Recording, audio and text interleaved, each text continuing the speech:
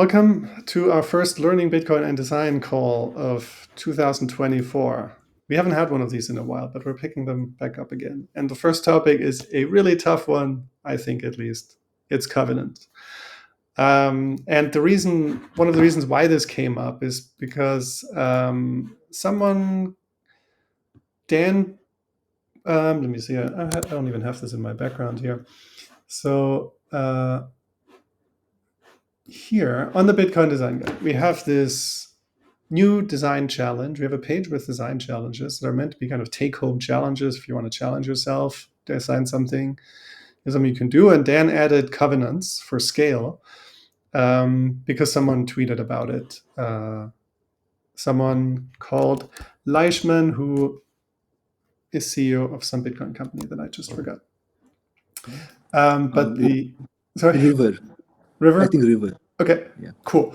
And that post basically said, hey, we really need people to dig into this covenant stuff from a design perspective. So that kind of kicked that off a little bit. And then we decided to create this learning call. And I don't know about how everyone else is on this topic. Until a month ago or so, I basically heard about that it exists and that there were a bunch of technical proposals called CTV and whatever that basically make no sense if you hear them and you're not familiar with anything. The term covenant didn't really say anything. Like I put Alien Covenant in the background because literally that's the only time in my life I think that I've ever heard the term covenant. Couldn't even figure out what that's supposed to do. I did listen to some podcasts recently by Stefan Rivera that were extremely helpful, that have these great overview. And I don't think it's actually that difficult after listening to those podcasts. But then we're here in this call now that we can kind of shed some light on this stuff. And then hopefully we can work towards maybe some of these design explorations and figure out how this technical mumbo jumbo can actually make Bitcoin more useful for more people and maybe address scaling. I don't know, what is everyone else bringing into this conversation here? Yeah, so I came across covenants relatively early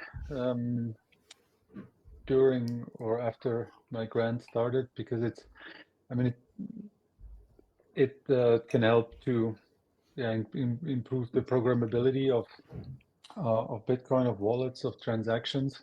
So in terms of kind of let's say automated inheritance or vaulting features, that might be helpful.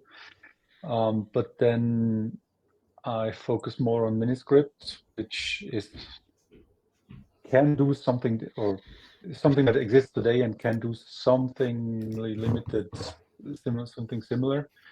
So yeah, and then covenants are like that on steroids with kind of on steroids basically. So you can do much more advanced stuff with it. But I didn't know about the scaling, the Enigma thing at the time. I just read that this week. Yeah. Hey everyone. Nice to see you guys. I think my journey on this one has been pretty, I think, similar to Christoph's, because it's like so many abbreviations, so much like arcane stuff. Like it seems so difficult to understand. APO, CTV, CSFS. I mean, the abbreviations go longer and longer. Like they are like what's happening. Uh, I think it's all very technical. Like it looks like there is a class of people, mostly devs, who are like interested in the digital money programmability side of Bitcoin, and so they want to make it more technically useful, and you should be able to do different things and all of that. And basically, as as Michael was saying about like spending it in different ways and things like that. And I think that's like a lot of the motivation, like covenant. So I think the original use case was vaults, So basically, being able to specify different types of conditions that UTXO can be spent in, and all of that stuff. And this thing, I think, was pretty old. Like, this is like from 3-4 years back, but in the last few months, I think it has picked up steam again with so many devs coming in. My perspective on this is like, this is too technical, and I love understanding all this stuff, but like, as a designer, I'm trying to think, what are the use cases, what are the features that will help people, and more like thinking not from the programmability point of view, but like scaling and privacy and those things. I think that is like something that I feel like we require nowadays, like in 2023, 24. And I think I'm excited to see how it can help, Yeah. yeah. I think it would be helpful if we take a step all the way back, because like you said, it's there's this programmability stuff and the dev conversations. These all seem to be pretty much already sold in. They're not even talking about what this thing is for. They're just talking about how it can work. And I'm actually really glad Owen is here and also raising his hand, because I think just Oh, that's earlier awesome. I came across his two threads here, which I think you posted on GitHub or somewhere. And those are really good explanations of what this stuff actually does. So, Yeah. and you just raised your hand, Owen. Go ahead. Glad to have you Yeah. here. Hi, I was asked to join this call. I haven't joined a Bitcoin design call before, but it's good to get involved. As you can see with those threads, I put a lot of thought recently into trying to visualize how this stuff works, because it's very difficult for people to wrap their heads around how these functions work, and then what you can go on to do with them. And it's not actually that alien or strange. It's just different to how we do things today. But I started off with CTV because it's the most simple and sort of easy to rationalize about how it works and what you can do with it. And then other forms of covenant are more flexible versions of that I think might be wise to put to one side for the purposes of design stuff for now. The way you can think of CTV is a bit like it's quite similar to PSBT, to having a pre-signed transaction where I could technically pay you by signing a transaction to spend my coins to your address and then just giving it to you rather than broadcasting it to the blockchain. However, you still have to trust that I'm not going to spend those coins differently first before you get it. So you can't consider that PSBT a payment, right? Because I could spend them any other way before you broadcast it, and they're not your coins anymore. So today we're using only the chain itself to log ownership changes. And what covenants allow us to do are ownership changes off chain, as long as you can plan them in advance. So there's a couple of use cases in those threads I gave. If you haven't read them already, I highly recommend starting there. And what in the second thread, I got onto the actual use cases. And the more I've looked at this stuff, the more I've realized there's kind of two basic principles that covenants are useful for here. You end up with these kind of meta primitives. So technically speaking, it's what I said a minute ago about having a pre-signed transaction that I can't spend differently. So you can consider yourself paid as soon as you have it. But the use cases tend to be vault type structures, which are kind of using the chain to trigger a time lock, because um, in Bitcoin's technical design at the moment, we don't have ways where like a key expires in a multisig or something. You can only make it more easy to spend. You can't make it less easy to spend. So vault type structures kind of allow you to trigger the start of a time lock, which is very useful. And then the other one, which is where everyone's brain starts to melt, are tree type structures, which is where you're kind of, you could think of it as aggregating lots of transactions together, or like a zip file of lots of transactions that only represent on chain as one. And it is difficult to think about this stuff, but these are the areas, particularly the tree stuff. That's where we can start doing scaling, and that's what I think Alex was asking people to start thinking about the UX for, because it's just very different to how we do Bitcoin today. But I don't think it's impossible. I started to think about this stuff before I even got invited to this meeting, and I have some ideas already, but I haven't had a chance to start working on them yet. Maybe I'll stop talking for a minute and let someone else speak.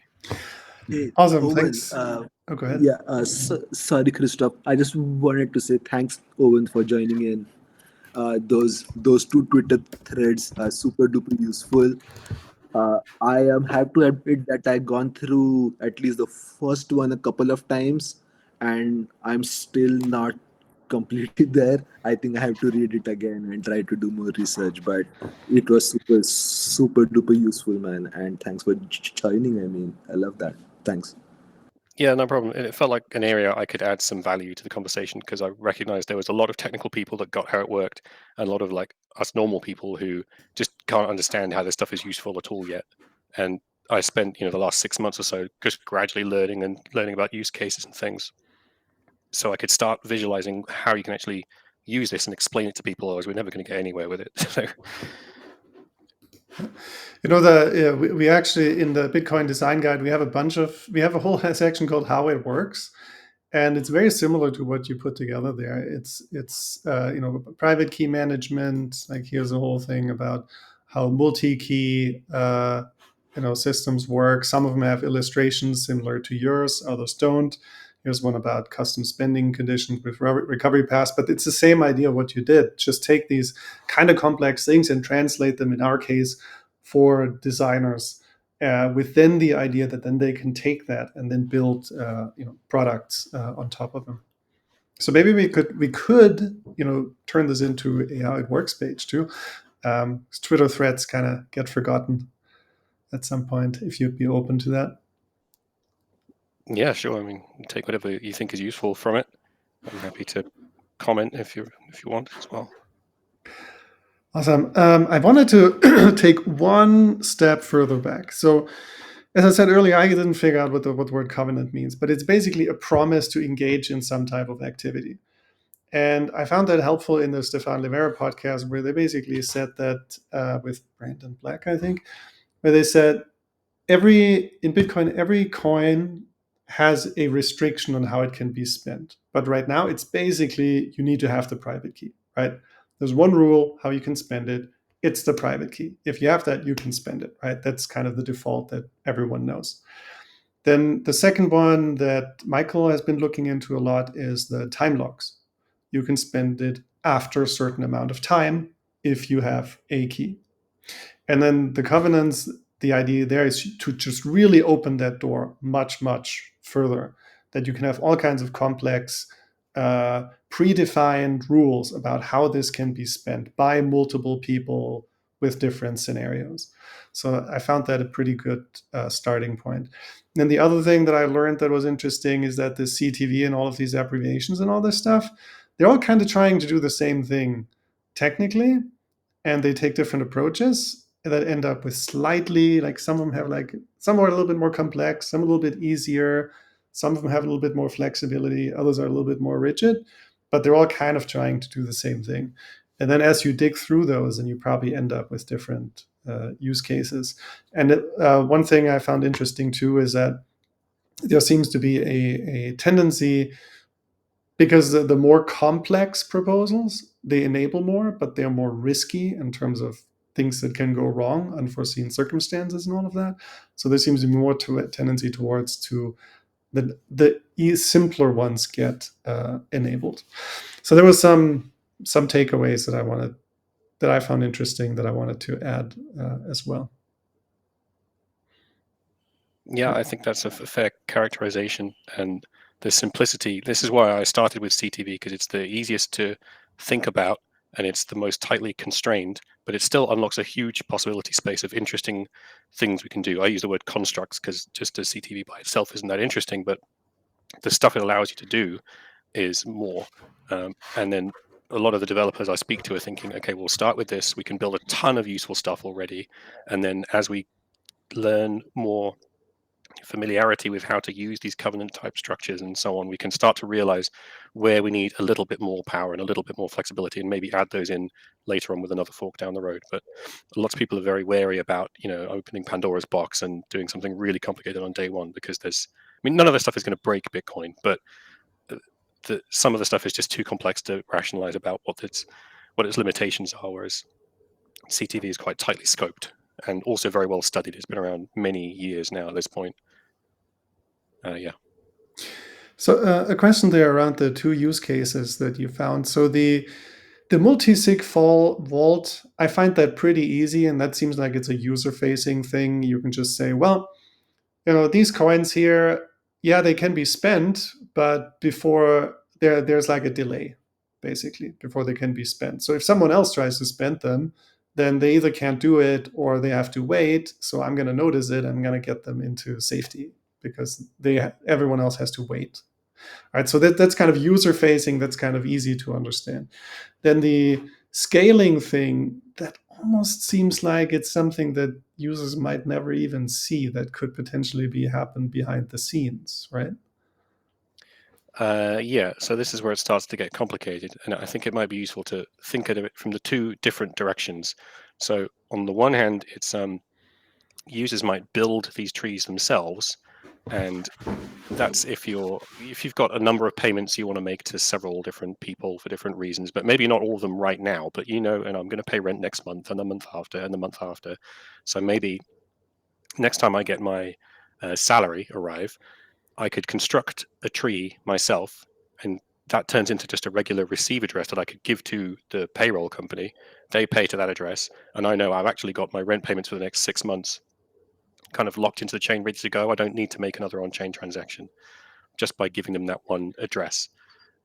So that's an example of a user wanting to construct a tree, and I can kind of picture in my head what a UX for that might roughly look like. I don't think it's that difficult, but that's somewhat interesting. But the interesting ones are where the tree structure is built by someone else, and it allows you to be paid inside that tree. That's the really tricky one, and that's where work needs to be applied. Gotcha. So in the first, so let's say I want to right now, if I want to do 6 months of rent payments, I can basically make 6 different transactions and batch them. But with this CTV, then I could basically bundle them all, compress them into like a single address or so, and then they would automatically be executed as time goes by. Or That's one way of doing it. It's more, you see, the stuff is difficult to even explain, even having written the thread about it. Yeah, you can think of it as a compression thing. And that address will contain, if you've built it this way, will contain rules that, I can only spend this many coins once per month or something like that. And so I can make my rent payments by giving the pre-signed transaction to to my landlord, basically, rather than having to actually send on chain. I can just give him this transaction, and that is enough information for him to look at my address I created and see that he now has all the information necessary to spend that 1 month's rent worth of coins from it, and I can't spend them anywhere else. So what I'm doing is I'm just revealing some information to him, and then he's able to claim them whenever he wants, and he knows that I can't spend them any other way either. So that's how it's useful for scaling, because you're moving the ownership changes off chain. You're changing it from needing to stamp a transaction onto the blockchain to needing to just reveal some information to the counterparty that they didn't know before. Once they receive that information, they know that they have all the information necessary to claim it, and that I can't spend them any a different way. I have a question. Sorry, my name is Mo from the Bitcoin design community. I'm the UX researcher here. Very random, jumping into the question. I was No, go ahead. for a very long time trying to piece everything together. You said so. This code that they share allows the transaction to happen completely off chain. So let's say I'm the owner of the code, and then I hand that code over to you, and then we enter into an agreement for X amount of Bitcoin. And then what is preventing you from actually spending?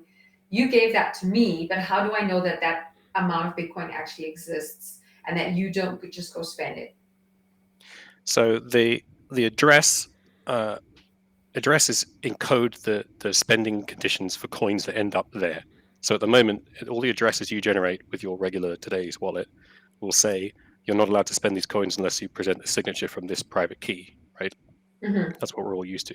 In a world where we're using CTV, the address that you generate will say you're not allowed to spend these coins unless the spending transaction looks exactly like this that I've predefined. And so to the rest of the world on chain, it just looks like some coins going to some address. But as soon as I show someone the spending transaction, which would be, sending coins to the landlord or whatever, then he is able to verify that that transaction, that spending transaction, is the only spending condition for that address. So there's no, if he's not able to verify that, because maybe you've got like some secondary spending condition where my key can still spend it after 2 weeks or something, where you can try and rug pull. If he's not satisfied that that spending transaction is the only way to spend those coins, which he can calculate for himself as soon as he has that information, then he should not consider himself paid. So maybe it might be easier to have a look at another example, which is the cold channel example, because that's a much more immediately visualizable, like useful thing. We can't kind of read it in the background, Christoph, but maybe you can scroll up a little bit, because that's easy to understand. So the cold channel construct is something useful for Lightning. So at the moment, when you want to open a Lightning channel, you need to deposit coins into the multi-sig address with the channel partner, and there's normally actually several stages of on-chain hops before then, because you're getting paid your salary or something. You're not going to have that sent straight to the Lightning address, because you and the channel partner need to negotiate in advance what the balance is going to be and get everyone to pre-sign all the revocation transactions, all that stuff. So you don't tend to deposit straight into the Lightning channel address today. You tend to, maybe it goes to your cold storage first, and then later on you decide you want to have some more liquidity on Lightning, so you send it. And then all the node packages tend to want you to send it into the node's single custody first, so it can then do the negotiating stuff with the channel partner. And only once all the negotiation stuff is agreed, do you then deposit coins into the channel address, and then you can start using it. But that's using several on-chain transactions just to get this off-chain transacting started. With CTV, we can do this thing called a cold channel, where using a couple of different spending routes, which are in one of the other slides, you can create an address that is a Lightning channel already, but the counterparty doesn't know about it yet. So to everyone else in the world, it just looks like a regular deposit address. And then you can leave it there for months, years. No one else knows there's any way to spend it apart from it just looks like a regular signature address. But when you decide you want to start spending those, you can reach out to that counterparty and say, hey, by the way, this address here, this was actually a Lightning channel between us the whole time. And if they're responsive, then you can start using it like a regular channel without any more on-chain transactions happening at all. So you don't need to move funds from that address into a channel address or anything. It's already a channel address, and all needs to happen is you give a little piece of extra information to the channel partner, and now he has everything necessary to start operating it as a regular channel with you. So why that is interesting is not only does it cut out several on-chain transactions, but it also means that you can treat this as cold storage, basically. So you might as well receive all of your salary payments into these cold channels, because you get like a free option to start using it as Lightning immediately at any time that you so wish, without a security trade-off.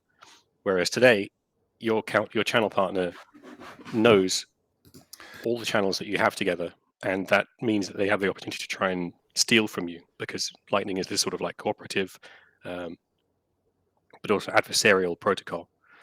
So you remove the adversarial element until you reveal the information to them.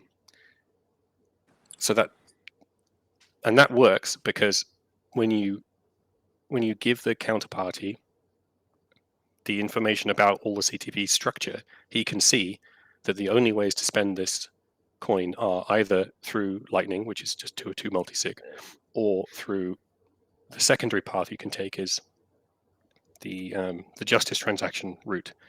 And he now knows that when you go that route, he will see a transaction on chain that starts a time lock where he can spend it immediately, but you can't. So all the parties can have enough information to just start treating that existing address as a channel without doing anything more on chain. So you save a couple of transactions, but you also flip the incentives around, and that's why it's really interesting. Maybe there's questions. Yeah. Owen, so I think what you said, like, it made a lot of sense. I think it saves like cost, and there's like safety and all of that stuff. How do you think like existing user flows will change if we deployed cold channels? Like, so like that's like the first question. The second is like, are there any new user flows that are enabled by this? And like, of course, the first question was, how does it change the existing user flows? Like, for example, in Phoenix, we have deposited on chain, and then there is like, like, so there is that kind of a user flow where you have to deposit funds first. But then the way that the Moon wallet does it is that it like does these submarine swaps and kind of avoids it altogether. And so it seems like around the channel stuff there are a bunch of like user flows. How would you say like CTV impacts those or improves those? So how I think it would look is, first of all, you construct this cold channel by yourself without needing anyone else's cooperation. You just need the channel partners uh, public key or something like that, something that they publish that isn't risky to them. So this would probably be like an LSP, and they would probably publicize that they do this because it gets them more liquidity. So what I imagine the UX sort of flow would look like is, you need to construct this address first of all, because you're going to give it to your payroll processor or your exchange or whoever to do the withdrawal to. So you would need to pick who the channel partner is going to be, which LSP, which probably seems like a drop down or something, like Async or Zeus or whoever. And then it seems like the wallet in the background would do all of the CTV construction stuff, because the user doesn't even need to see or care about any of that. It's like a standard template that you would just deploy. And then the outcome of that would just be an address that you just give to payroll or whoever, and it gets paid to. And I think you would need to, in the sort of the wallet balance area of the app, I think you would need to keep these in a segregated spot, because they need to be almost like unsealed or something to start using them on Lightning.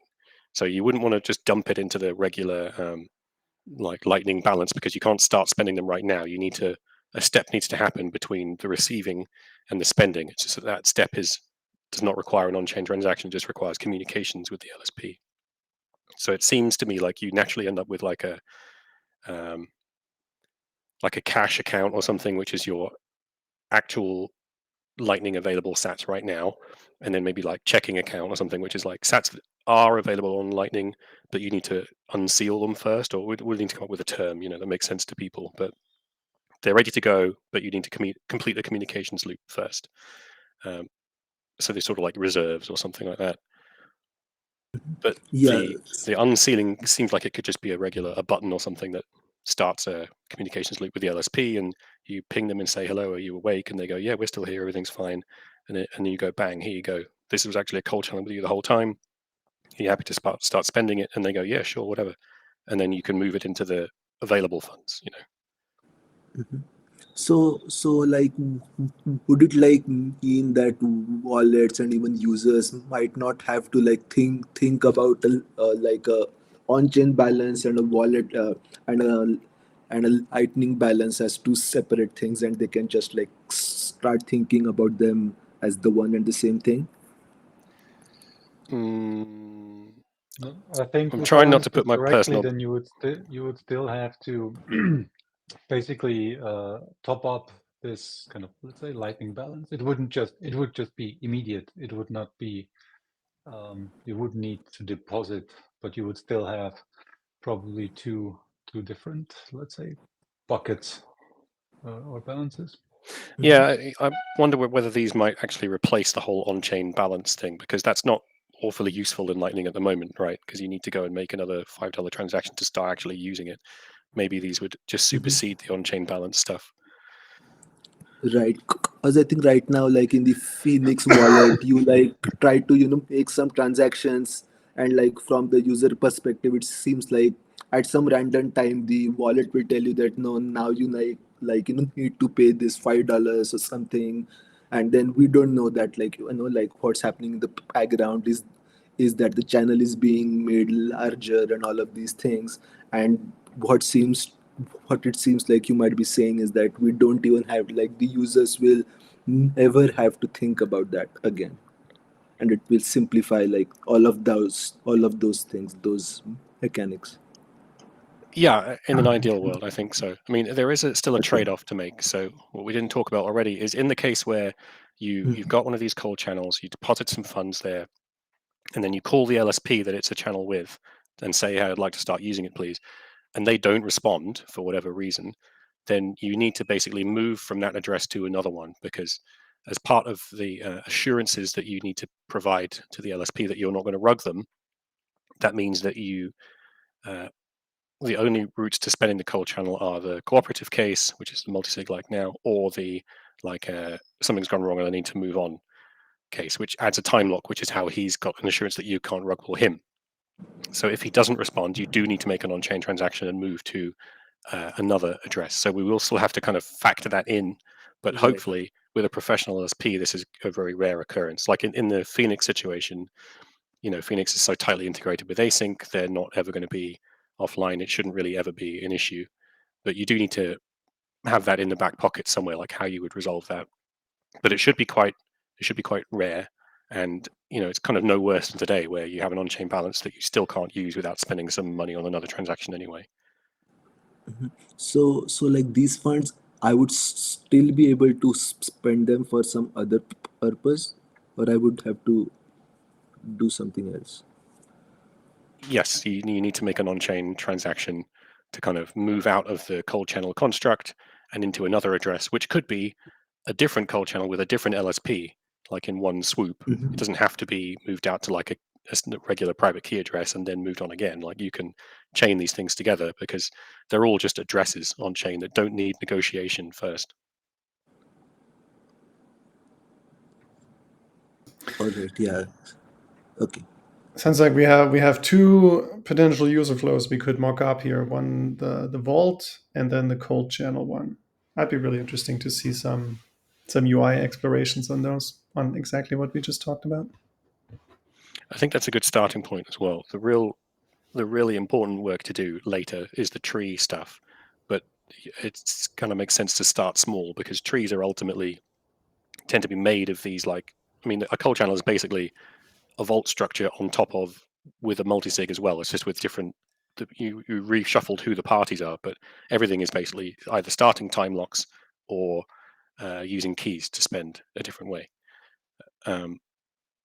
So it might make sense to come back to the tree stuff later on, because it's like just a bigger version of all the stuff that we're covering already. Yeah, I try to understand the tree stuff. There's a point where I don't know, I just didn't get through it. Like, especially once everyone's in their trees, like how you have any assurances of anything in there. But I don't know, how's everyone else doing with the tree stuff?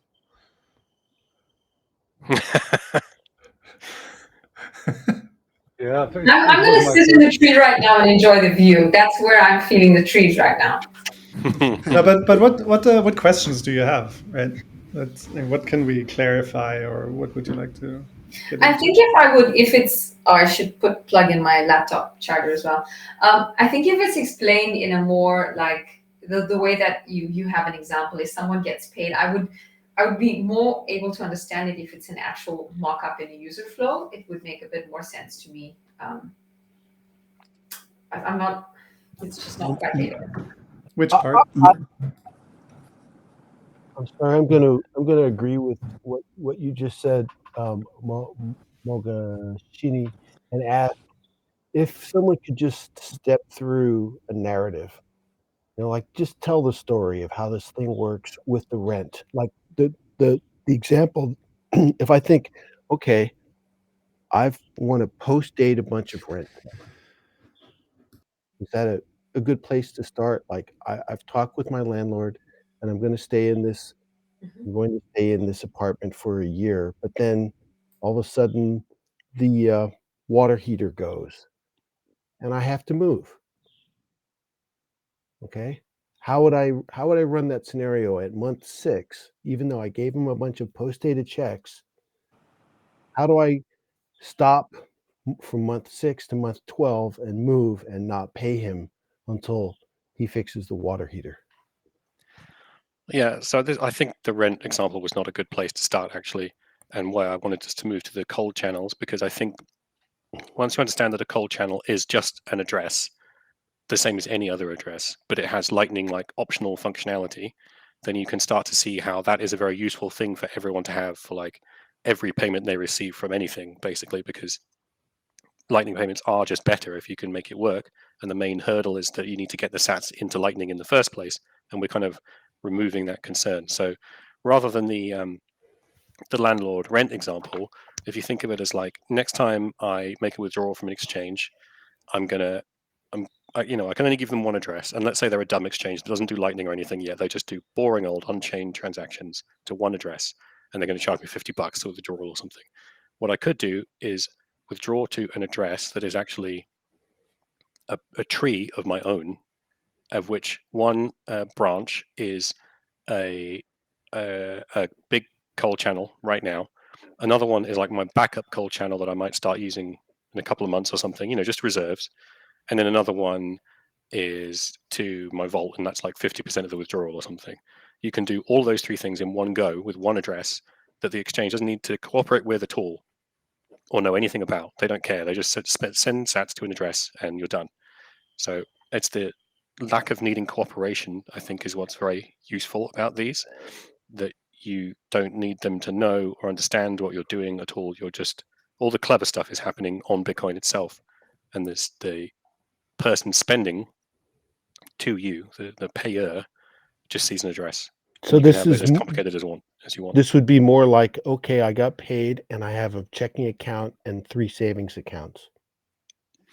Yeah, you could easily structure it that way. And you could probably even say that at the beginning of or when the payment comes in, it goes into the checking account, and from there, at the end of the month, whatever is left or a certain amount goes into a vault. Two payments go to your children for their, I don't know, chocolate and stuff like that. But if my child has been bad and they don't deserve the chocolate, can I reverse? Can I switch it off? This is we're getting at the essence of the covenant, the promise, and the promise being broken. Yeah. So one way you can think about that is you can have multiple different spend paths, which is just true today. You think of a multi-sig, you could have a multi-sig that requires 2 of 3 to sign today, anytime, or 1 key, but I have to wait 6 months before I can spend it that way. That's an example everyone's fairly familiar with. You can do the same thing and have a CTV spend, which is, you must use this exact template transaction, which is, some goes to the kids and some goes to the landlord or whatever. Or the alternative is maybe a multi-sig where the landlord and the kids and me. Maybe this isn't a great example. The point is, Yeah. you can fuse these two things of like, you can have a templated path, or you can have a multi-sig path. And that multi-sig, you can think of that as like everyone having a veto vote, basically. We all have to agree. If we all agree, then we can spend this pot of sats however the hell we want. Or if we don't agree, then we can all trust the template path because that's locked in and committed already. I see. Yeah. So I'm staying with the narrative here. So my child did not do their homework, so they don't get the chocolate. And my wife and I are on the multi-sig, and we both agree, okay, no, he can't get the chocolate. Yes, it would work like that, but I don't think it's a great example, and is maybe more confusing than helpful. Yeah. So Yeah, good point. Owen, I feel like with these covenants and like how it means like to make a promise and all of that stuff, like sometimes you might want to break, like like you want to be careful before you make a promise. And so if you like do like this something of this like a transaction structure, and then you want to like uh don't want to do that. So is it possible in like scenarios like this to like have this like to commit to something that I will do this and this, but then have the option to say no, I don't want to do it? Only if you've built it that way. So remember, the address encodes the spending conditions. So you've decided what conditions should apply for you to be able to move those coins. And Right. the covenant is almost more useful as a way to prove to someone else that I can't spend it any other way. So maybe another example, and this is still a little bit abstract, it's not that useful by itself, but we can use it for payments between three people. So we've already covered the compression thing. We can give this one address to the exchange and it has many different things inside it. Imagine that there are three branches and each branch is owned by one particular person. So Alice, Bob, Charlie. And let's say we set it up so that the template route is, exactly 1/3 goes to each member. But there's also a multisig route that must be 3 of 3. And that multisig route you can spend to anywhere that you want. So we can all fall back on everyone gets exactly 1/3 equally, because we know that can't be removed unless we all agree. But if we do agree, we can spend it any way we want. So if Alice needs to pay Bob for something, and Bob needs to pay Charlie for something, and Charlie does something else for Alice, whatever, we can change the amounts. It doesn't have to be 1/3 to everyone. It could be 90% to Alice and 10% to Bob and nothing to Charlie, as long as we all agree on that. And if we all agree, we can sign a transaction to spend from that initial address we gave, and then it moves on to spend to wherever we want because we all agreed. So that's not really that useful in the real world, but as a principle, maybe that explains better like how this stuff can work. Yeah, yeah. Like I just like heard like your example in detail. I think you're like absolutely right. Like that's not exactly giving the picture of what CTV can do. Like it seems like in this case it would be CTV plus like some of the other taproot things and all of that, and combine them to get this use case. Like this flexibility. I think that's the point here. Yeah. Yeah, it's not that useful by itself, but it's very powerful primitive when we combine it with other things that we have. Right. Right. So like I like I was trying to think about it in the lens of something that I mentioned earlier. It's like what are the new use cases it enables? uh, how does it improve some of the existing use cases, and like what else, like like maybe it can do the exact same use case but with like improved privacy or like lower costs or things like that. So like can we try to think about the use cases and CTV like in these three categories, like just to be able to understand it and the applications in like a more concrete way, like Okay, so that example I just gave with the three yeah. people, that's a very small example of what's called a payment pool, or I kind of use the word tree sometimes because that's more like how it's actually structured. But these can be scaled up to whatever size. I mean, the limit is basically how large do you think you can reliably collaborate between people? Like 3 sounds probably pretty easy, especially if you've got no time constraints. 10 probably fine. Theoretically, hundreds, I guess, if you're like not in a rush, maybe.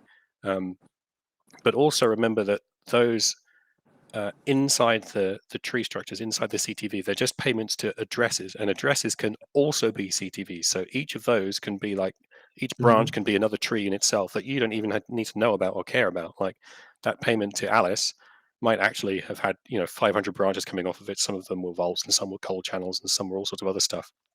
So why this is powerful is because this allows us to scale Bitcoin significantly by pushing all this transacting off chain, but with on chain level of assurances still.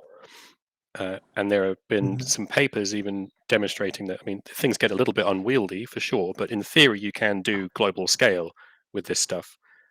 If you can have a tree with 1 million people in, which is done by using some timeouts and things to force rollovers at particular times so that everyone can rely on stuff without having to get those 1 million people to actually collaborate on everything.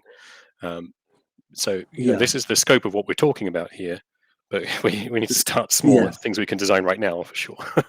Yeah, no, but it like I hear what you just said, and I think yeah, so this is like scalability and it improves privacy. Like these use cases could be like, so if it's just like one UTXO shared by a dozen people, and then there is like a spend from that, uh, you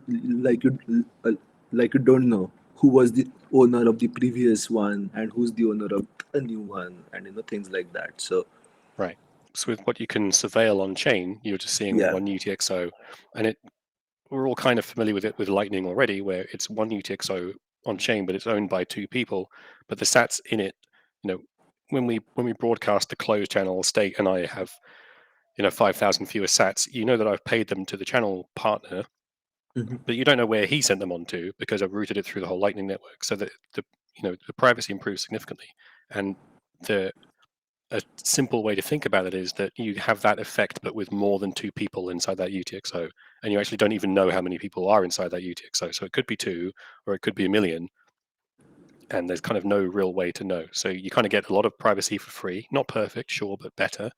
You get the payment kind of flexibility stuff in the same way as we do with Lightning. But I think that the most compelling case for CTV was the scaling stuff, which is what a lot of people didn't really understand until about 6 to 12 months ago, just because it's very abstract and hard to think about. It is so hard it's like to Inception, think about. like the movie Inception. You can have a dream in a dream in a dream, right? That's the forest for the trees. Dream in a dream. So that's I found this actually a pretty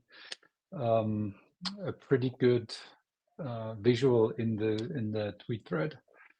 I'm gonna definitely next week work on the Vault thing, because it's basically what I in the hackathon like a year and a half ago worked on for the inheritance topics, where you have a dead man switch that keeps transactions from happening, but you have to have previously kind of on-chain transactions for everything, and you couldn't have something like really these time locks where you have, let's say, 2 weeks or a month before to reclaim the funds, so to an emergency address. So that's definitely something that I'm gonna work on.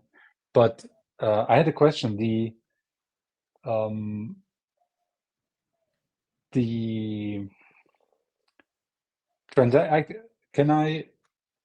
can I already say, if I have, let's say, 1 Bitcoin, and if create a transaction or have a kind of a setup where if I spend less than 0.1 Bitcoin, then I need only 1 signature. If I want to spend more, I need 2 or 3. So is this something that, I mean, that would be also a use case for these kinds of things, no? Yeah, so you can't do that today, Yeah. but you could do that in Exactly. a governance world. That would look like having several different possible spend paths, one of which was a template of the spend must be 0.1 BTC to address A with key A, and path 2 might be you need keys A and B, and it goes to address C for 0.2 BTC or whatever. You get the gist. Exactly. So we have a reference design, Christoph, right, for exactly this use case. I think it's in it's in the shared wall. So somewhere we have exactly that, where you have a condition that if it's less than something, only 1 signature is enough. But these are the practical use cases, I'd say. No, that's assisted custody one, where you have an auto signer that signs transactions below a certain amount to facilitate low amount payments, and then for larger amounts that you're not comfortable with being automatically approved, that's where you need to get your extra keys out. But it's the same key configuration. There's just the software kind of enforces that. Yeah. So in that example, you're kind of trusting the signer software or the custody partner or whatever to not sign if they don't meet your terms. But this is what CTV kind of does: is it allows us to take things that were previously trusted and make the chain be the only trusted thing instead, which is obviously an improvement for many things. Yeah, so I feel like I get some of this stuff, right? So if I was just trying to diagram a few things here, I made lots of other diagrams here earlier today for explaining fiat over Lightning with synthetic, fiat and all of this stuff. So I'm just reusing those. So here's my understanding. So Alice comes up with a bunch of rules, right? Like I can spend these Bitcoin after 2 Bitcoin after 1 year. But Charles, he can spend one of those Bitcoin after 1 month, and he can spend another 1 Bitcoin after 2 months, whatever the rules may be, right? And then I kind of compress them and turn them into this address. And then, I tell Bob, Robert, who is my employer, so I give him this address. It looks like general address, like no one can, just looks like an address. And they're like, okay, here's your salary. And then that means these Bitcoin here will be locked to the conditions saved in this address. So now we have rules and we have Bitcoins tied to them. And from then on, all interactions with these Bitcoin are governed by these rules. So, but no one knows about those rules. Only Alice does, right? So my landlord, which is this guy here, Charles, I have to tell him about those rules, right? So I have to give him an address, and it's like, here's my address. There are 2 Bitcoin in there. And here's a rule that I baked into this address, and Charles can verify from the address that that's actually accurate, and there are no other rules where Alice can secretly take things away. And he's like, okay, cool. I can spend one of those Bitcoin next month and then another one in 2 months, right? But that's it. Like no one can change these rules anymore, and we're all kind of tied to them. And that's kind of it. So that's my understanding. How do we get here from trees and billions of scale? Maybe it needs another 400 diagrams. I don't know. This makes sense. This makes Yeah. a lot Yeah. of sense. And I needed another those call visuals. probably. But does this one require CTV, Owen? Does Yes, this- because the CTV is what's being used to say, you can only spend 1 Bitcoin. Today you can do time locks, sure, but you can't constrain how much. All you can do is completely unlock the address or not have it be spendable.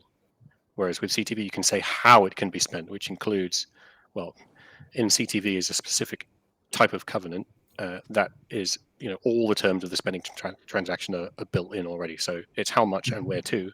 But with some of the more flexible covenant ones, you can pick and choose which bits of the transaction you want to constrain. But it's easier to think about if you're using CTV as a starting point, where it's just like, this is exactly how it must be spent and nothing else. I had one question on here, and that wasn't clear to me. So Alice can say, like, here are the rules, right? But what is the unique thing that only allows Charles to spend them? Why cannot Alice not spend to those rules? There has to be some secret that only Charles has, where Alice no, can give everyone else. It's not that Charles can spend it. It's that 1 Bitcoin can go to Charles's address after 1 month. Okay. So anyone who has this information can just broadcast it straight away. Think of it like a PSBT that can't be spent okay. differently. Mhm. But Okay. the rule you is the Bitcoin has to go to Charles's address. So Alice has to know Charles' address in advance when she comes up with those rules. Yes. So that's one of the kind of useful limiting factors of CTV, because you can only bake as much in as you can kind of coordinate in advance. That's what stops things from going completely off the rails.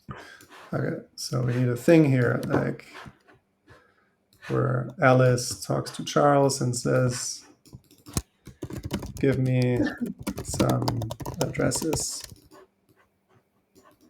And then she can bake those in Yes. here.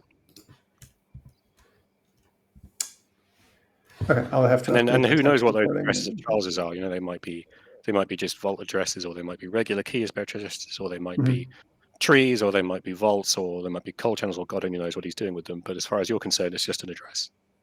Okay. Yeah. Owen, I think we spent the whole hour like talking only about the CTV use cases, and there are like a dozen more proposals and stuff. What's up to begin?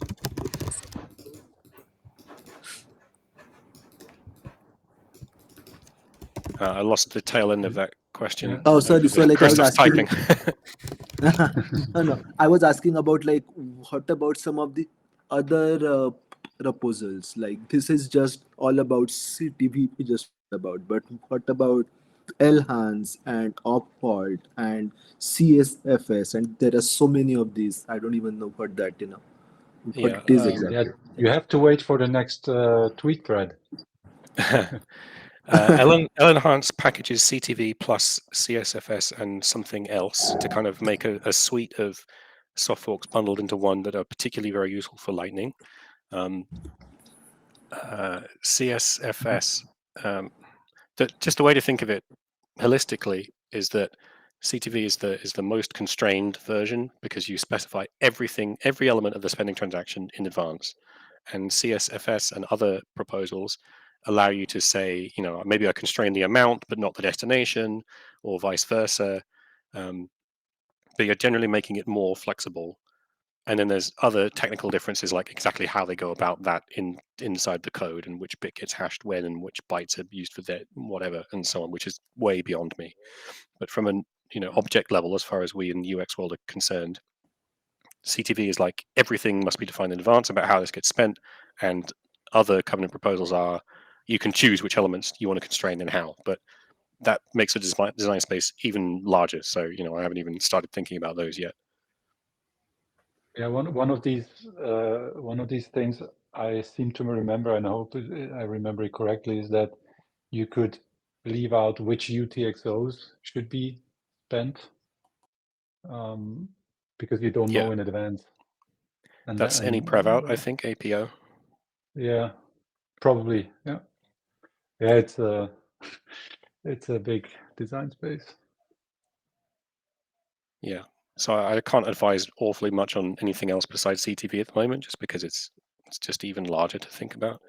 I know any prev out is particularly useful for Lightning because it allows you don't need to keep holding on to all these old channel states just in case someone broadcasts a really, really old one. You can just keep hold of the latest one in the case that the channel goes wrong and you have to force close it suddenly somehow. The latest one is enough. You can forget about everything else. But I don't know how that is used in other more interesting covenant constructs yet. Right. Okay. Yeah, probably you would.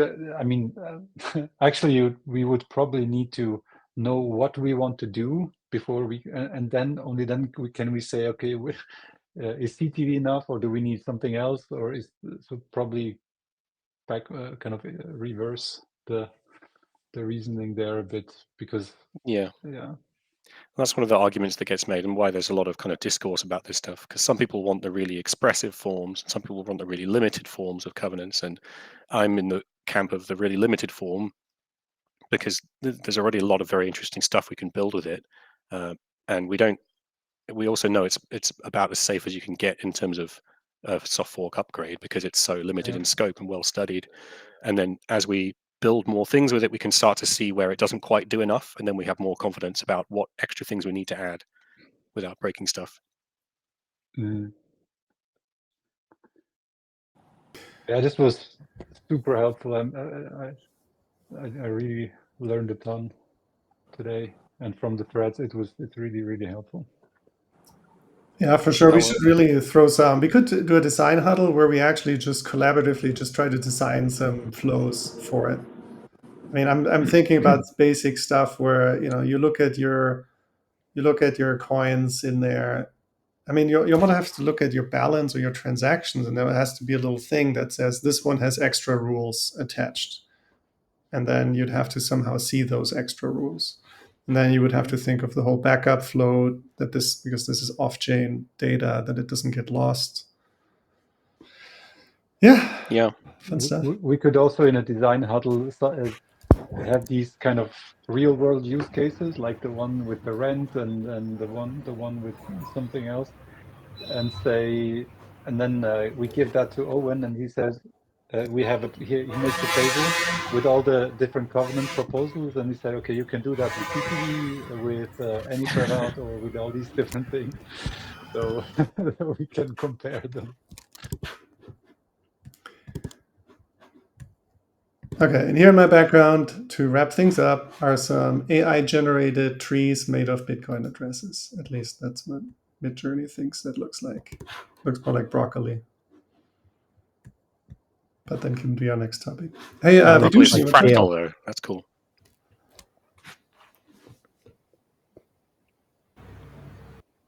Yeah, I had a question. Like, I got to know the idea of it, but I have a small question. Like, I know that it's all of this is off chain, and like, how will he spend it? Like the last, like when the owner or whoever gets the amount, and like he can spend it like that, or he needs to go and convert it into on chain. and then he can spend it. Yeah, that's the $1 million question. So this is where a lot of people get stuck, including like really smart developers and things, because it's hard to visualize. So you will eventually think of all the stuff you do with the covenants, the CTVs or whatever, as being able to how far you can organize things in advance by collaborating and working together. So, no, I won't give an example. That's more confusing. So there's only so far ahead that we can plan and collaborate, and things can actually work. So once you reach the end of that, and you need to change the structure altogether or something, you will need to go on chain. But it's not. It doesn't have to be that every single member of the shared UTXO have to all exit out onto chain and then all start again. You can work together and say, if you're doing a payment pool structure, and Bob wants to leave or something, Bob needs to do something he can't possibly do inside this structure anymore. The rest of us can be like, well, I'm fine still staying in here. I don't need to get my own UTXO on chain and then organize pooling together again in another one. Why don't the 5 of the rest of us, we'll all just hop across at the same time that Bob exits and start another pool or join an existing pool somewhere else. So it's just the way we use Bitcoin today is kind of quite crude and simplistic, and we need to start realizing that the chain is for like logging commitments that you can't go back from, basically, rather than ownership transfers, because we can now achieve ownership transfers off chain, but there comes a point where we will need to do something that we can't do off chain, and we can capture that change in an on-chain transaction, but it doesn't have to be splintering it into a million pieces and starting from scratch. We can still collaborate to move from one tree to another, but this is the stuff that's super hard to visualize, so I may not have explained anything at all. Yeah. Okay. And one more question.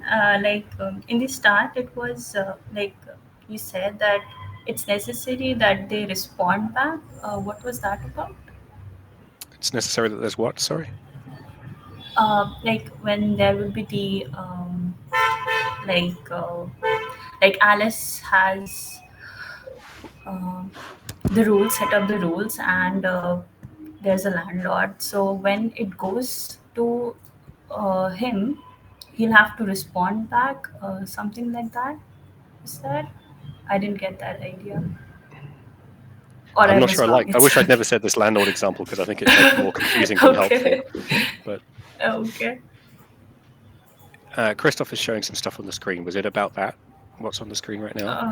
I think the question is like, what does Alice actually give him? And it's, I mean, my understanding is she basically gives him a ready to broadcast transaction almost.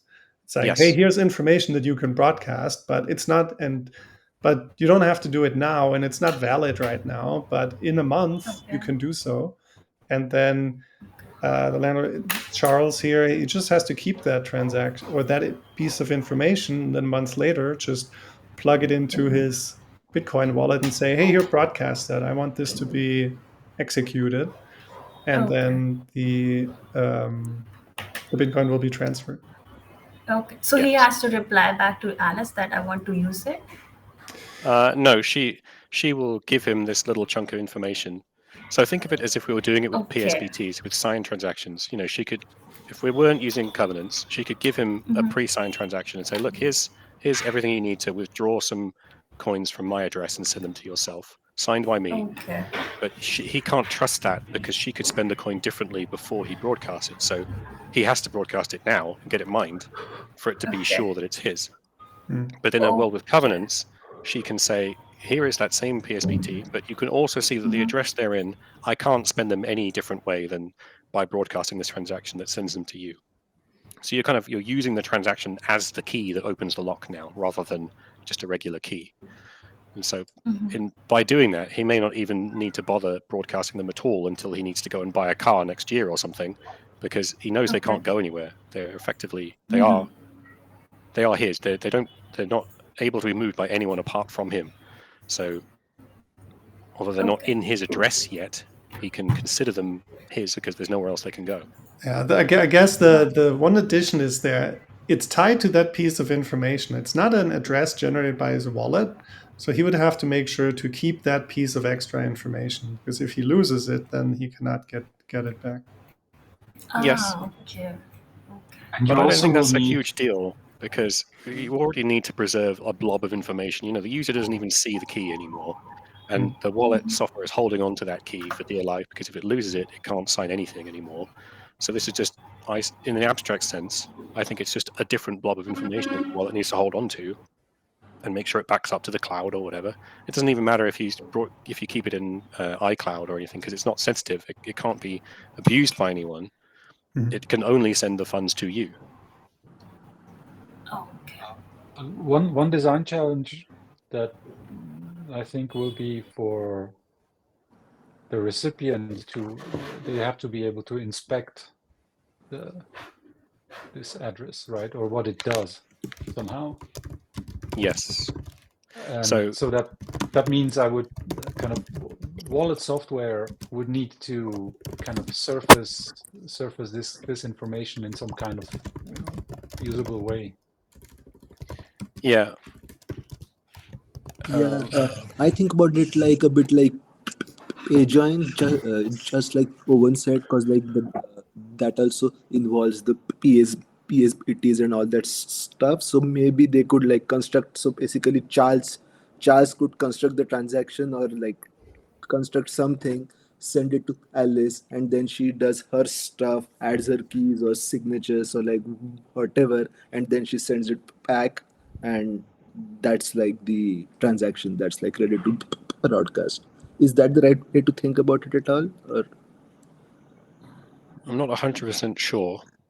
What we can say is that when Bob receives the spending transaction that we haven't broadcast yet, he could even himself go and reconstruct the address